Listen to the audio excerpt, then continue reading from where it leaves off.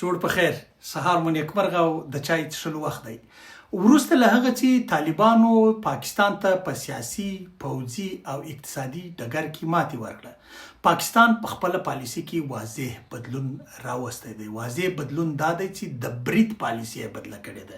واضح بدلون دا دی چې د جګړې پالیسي یې بدله ښکاري. واضح بدلون دا دی هغه اطلاعات چې راوتلي دي چې دوی اوس په افغانستان کې روایتي جګړې ته مخه کړې ده. روایتي جګړه دا معنا چې دوی په تیرو 45 کلونو کې په افغانستان کې کوله، اوس یې بیا یې واري هغه لار خپله کړې ده. په هغه جګړه کې 3 مهم اړخونه وو. یو اړخ دا و چې دوی به مذهبي ډلې پر پښو درولې، د افغانستان د حکومت مخالفې ډلې به یې پر پښو درولې، هغوی ته به یې وسلې او امکانات ورکول او د هغه په مټ به په افغانستان کې د حکومت خلاف جنگ او جهاد کاوه. خو اوس دغه وسله او وسیله چې ده د پاکستان له لاسه وتلې ده. یوازې دوی ته 2 نورې وسیلې ورپاتې دي. دا وسیله یې ځکه له لاسه وتلې ده چې په افغانستان کې یو شرعي نظام حاکم دی، د دین پر بنیاد جوړ نظام حاکم دی او دا نظام ته څوک په اساني باندې د دوی خلاف فتوا نسی ورکولی. که څه پاکستان خپله هڅه وکوله، د پاکستان د پوځ مشر اسم منیر خپله هڅه وکوله چې په د هغه ځای د ملایانو په مټ باندې د افغانستان د اوسني حکومت خلاف فتوا ورکړي، خو ونه توانید. یعنی هغه لومړنی ډول چې دی د دوی له لاسه وتلی دی. دوم ډول په تیرو 45 کلونو کې د پاکستان په لاس کې دا و چې دوی د پاکستانی میډیا په خلاف په افغانستان کې دننه پارونه کوله او خلک یې راپارول، جګړې ته یې لمن وهله او له هغه سره سره په ځینو نړیوالو ادارو کې خپل کسان ځای پر ځای کړي او د هغوی په مټ باندې به په افغانستان کې جګړو ته لمنې ولې. لا دا یوازې نو په کور د ننه هم په تېره 20 کلنه دوره کې ځینې رسنۍ سپانسر کولې، ځینو رسنیو او خبریالانو ته پیسې ورکولې، هغه پر پیرول ساتلي او د هغوی په مټ یې په افغانستان کې ځینې اشخاص بدنامول او د هغوی خلاف په جنگ جګړو ته لمن وهله. دا یې دوهمه وسیله وه. درېیمه وسیله د دوی دا وله چې د پاکستان مخالف کسان به یې ټارګېټول. اول 2 ډوله ټارګېټ. یو ټارګېټ دا و چې رسنیو به یو کس بدنام کړ، هغه به د حکومت نور چارواکي راولاړ شول، هغه به یې له دندې لرې کړ. او بل ټارګېټ دا و چې ځینې کسان به په مخفي ډول باندې چې د پاکستان ضد افکار یې لرل، هغه به ویشتل کېدل، ترور کېدل به. نو دا معنا دوی په امنیتي ادارو کې هم خپل کسان ساتلی وو. دا 3 ډوله چې ما بیان کړل دا د پاکستان د روایتي جګړې اړخونه دي چې په افغانستان کې دوی همیشه کړې ده او اوس یې بیا یو ځل روایتي جګړې ته رامخه کړې ده. ځکه د دې اشتیا ډیره د مخامخ جګړې وله، د هوایي جګړې وله، هغه ته په طالبانو ډیر غاښ ماتونکی جواب ورکړي.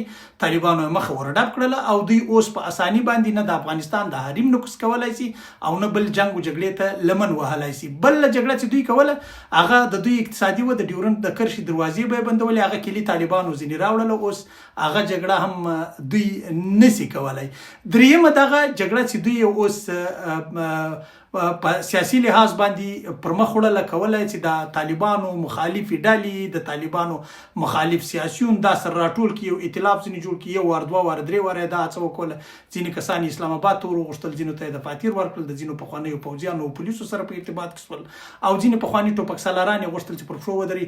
په هغه اړخ کې پاکستان ناکامه سو. نو اوس یې دغه د روایتي جګړې اړخ را اخستی دی. د روایتي جګړه کې دوی اوس غواړي چې په طالبانو کې دننه ځینې هغه اشخاص چې هغه نسبتا سافت ټارګېټ دی، نرم ټارګېټ دی، اسانه ټارګېټېږي، هغوی غواړي او د پاکستان خلاف افکار لري، هغوی غواړي چې اوس یې دوی ټارګېټ کې دوی له منځه یوسي.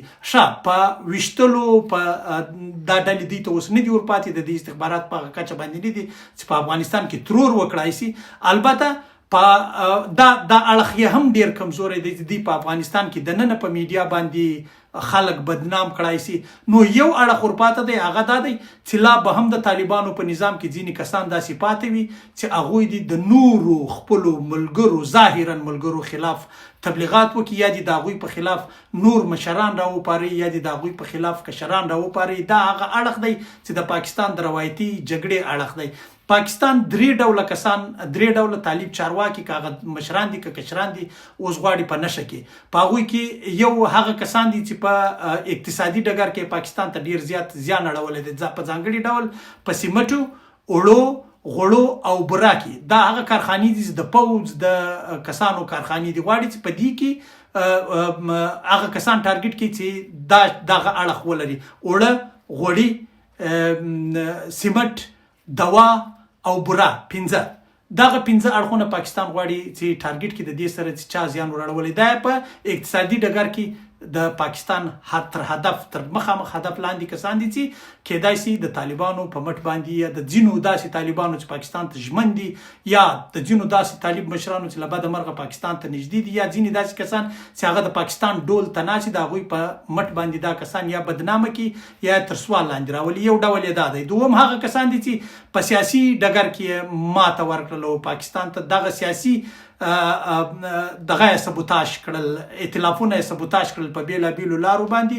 دا هغه کسان دي چې پاکستان به تر سوال لاندې راولي، یا به پاکستان د دیو خلاف دا ډول روایتي عملیات چې په خپلو کسانو یې کوي دا وکړي. دریم ډول د هغو کسانو دی چې هغه پوځیان دي، یا هغه پوځي قومندانان او هغه پوځي سرتیري دي. زه د سرتیري ټکی ځکه ورته استعمالوم چې هغوی تر سر تیر ورغلي دي او د افغانستان د دفاع دپاره پر ډیورنډ کرښه باندې پراته او پاکستاني ځواکونو ته سخت غاښ ماتونکي جوابونه ورکړل. دا هغه اړخ دی. نو په دې کې 3 برخې تر ډیره بریده پورې، 4 برخې ډیرې تر بریدونو لاندې برخې دي.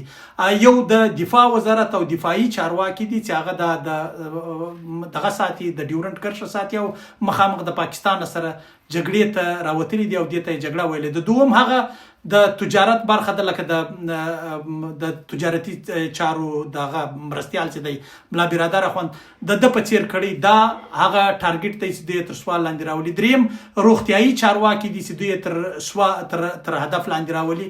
او څلورم خو ظاهره خبره ده په مجموع کې د دوی دپاره د افغانستان هر وګړی دشمن بریښي او هر وګړی دوی ته بد بریښي. نو دا روایتي پالیسي کې به تر ټولو ډیر په اسانه ډول باندې اول دوی تر ډیره امکان لري چې د روغتیا برخې کسان په نشه کې، د روغتیا برخې کسان چې د پاکستاني دواو خلاف یې اواز راوچت کړي، د روغتیا د برخې کسان چې پاکستاني دواوي او افغانانو ته ور وښودلې او د پخپله د خپلو لوړ رتبه چارواکو یا پام ورته راواړوه، دا هغه کسان دي چې کېدای شي په اساني باندې ټارګټ سي.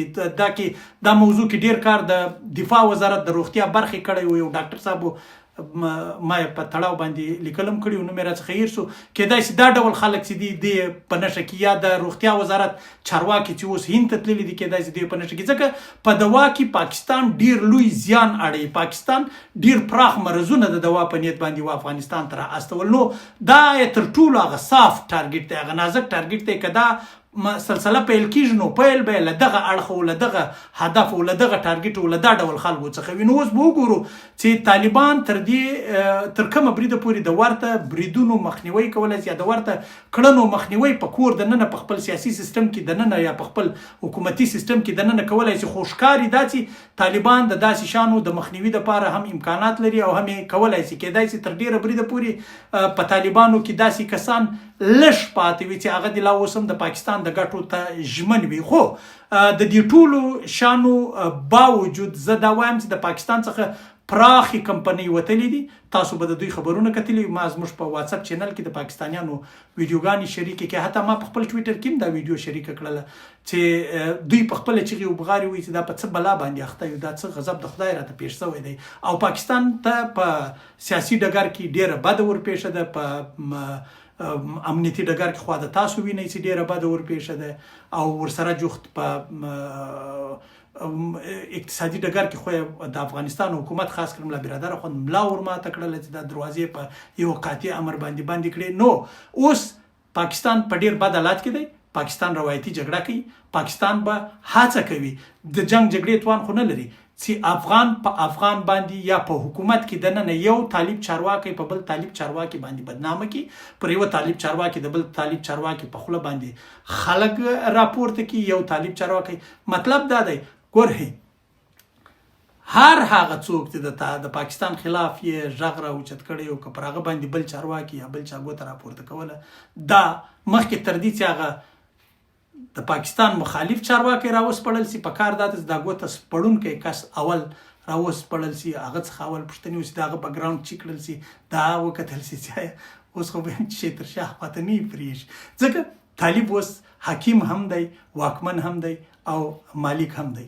تر ډیره بریده پورې دغه خړ طالبان د افغانستان په بیا رغونه کې ښه رول لري. ډیر خلک پر ما باندې دا اعتراض لري چې ته د طالبانو ملاتړ کوي یا د طالبانو ملاتړ ته راوتلې. زه د افغانستان ملاتړ کوم.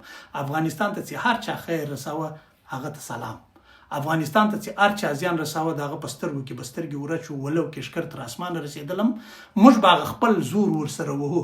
او دا توان افغانانو ته خدای ورکړی دی چې هغوی د هر ډول ښکرورو سره چې افغانستان ته زیان وراړي زور وهلی سي. او دا ډیره مهمه خبره ده دا نن چې ما وکړله چې پاکستان د خپلې جګړې اړخ بدل کړی دی یا روایتي جګړه کوي. پر دې باندې په کار دا دي چې موږ په ټولو کار وکړو او د هغو کسانو څخه دفاع وکړو چې هغوی د پاکستان د دا ډول نامردانه د ناځوانه اهدافو ښکار کیږي. ولو که هغه بل طالب دی وي، طالب خو د اوس ناستی، نو دغه کړنې چې دا اوس طالب وکولې له دې پاکستان سره، دا تر دې دمخه د افغانستان په تاریخ کې له بده مرغه نه وې سوې. کاشکې چې تېرو حکومتونو هم داسې کړي وای، کاشکې چې تېرو حکومتونو هم داسې نر په نره د افغانستان ازلي دښمن پاکستان ته درېدلی وای، نن به افغانستان تر دغه ډیر شوی چې دا اوس دی. ژوند خدای مو آباد او بریالي لره. میرویس افغان مو تر بلې لنډې ویډیو پر الله سپاري. دا ویډیو در سره شریکه کړئ. کوم دا چینل نه دی سبسکرایب کړی دا سبسکرایب کړئ او نورو خلکو ته یې هم ور واستوئ. په تفصیل خبرې به دلته سره کوو. خدای مو آباد لره. ژوند